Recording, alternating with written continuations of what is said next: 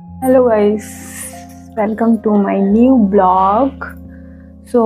मैं ये ब्लॉग एक स्टोरी सुनाने के लिए आप लोगों के लिए बनाई हूँ, क्योंकि मैं अभी भगवत गीता क्लासेस अटेंड करती हूँ, तो ज़रूरी है आप लोगों को भी सुनना, क्योंकि मैं चाहती हूँ कि आप सीखिए इस स्टोरी से कुछ। तो आपको पता है कि भक्ति करना बहुत ज़रूरी है, क्योंकि हमारे आसपास बहुत सारे लोग ऐसे होते हैं जो आपको बहुत डिस्टर्ब करते हैं, और डिस्टर्ब की वजह से आप डिप्रेशन में जाते हैं। अगर आप भक्ति करेंगे तो वही एक सॉल्यूशन है, जो आप भगवान को सब कुछ बोल पाएँ और अच्छा फील हो आपको।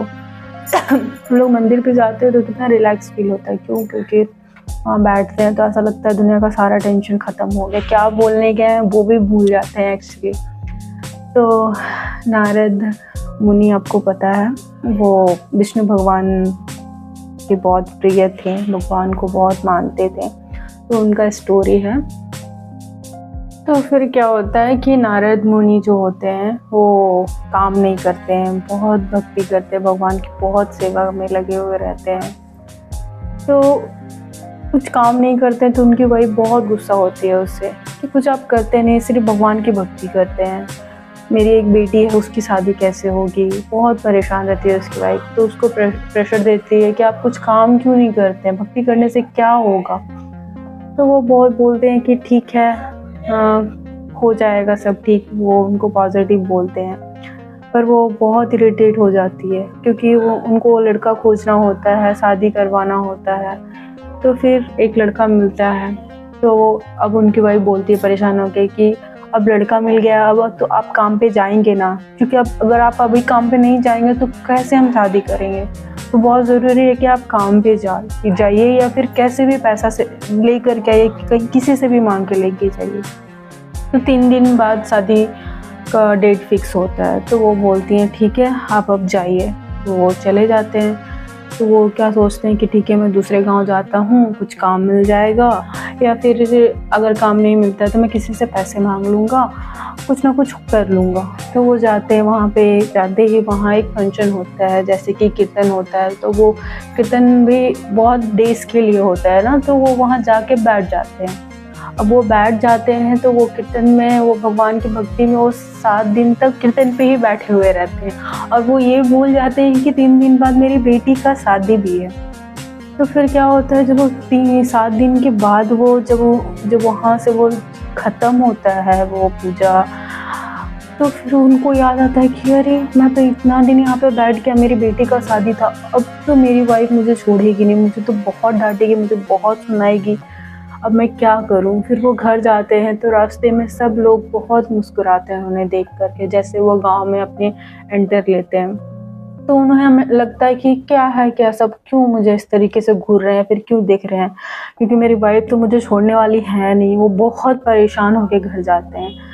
जाते ही घर जैसे वो एंटर करते हैं तो उनकी वाइफ वो बोलती है, खुश होती है, हैप्पी होती है। तो वो बोलते हैं कि तुम इतना खुश क्यों हो?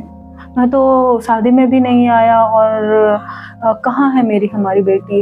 ऐसा बोलते हैं। तो बोलते हैं आप ऐसा क्यों बोल रहे हैं, आपके जाने के बाद? वो बोलती है कि आपके जाने के बाद ही तो एक छोटा सा बच्चा आया, और मुझे बहुत सारे पैसे दे के गया, और बहुत सारे गोल्ड दे के गया, और बोला कि आपने दिया है। तो उससे शादी हो गई।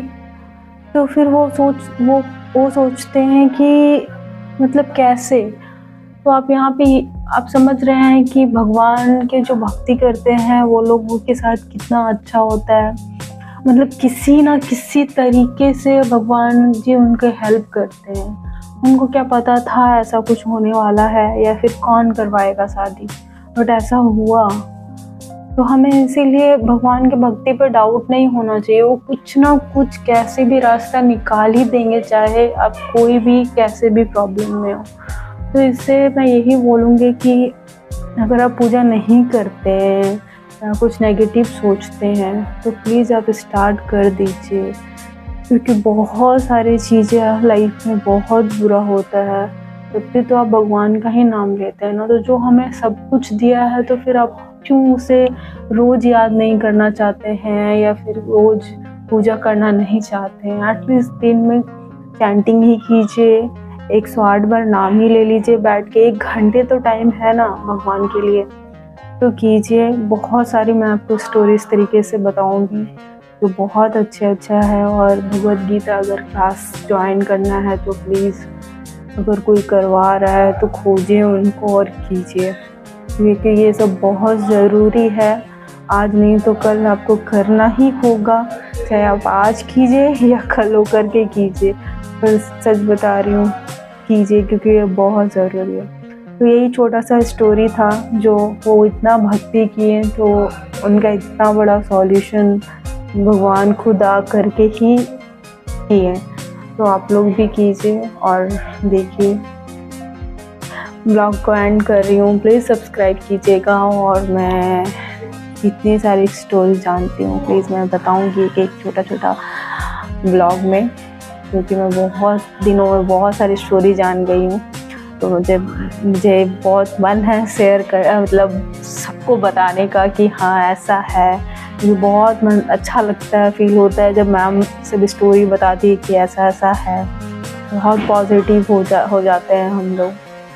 तो ठीक है, मिलते हैं नेक्स्ट ब्लॉग में। बाय, तब तक टेक केयर।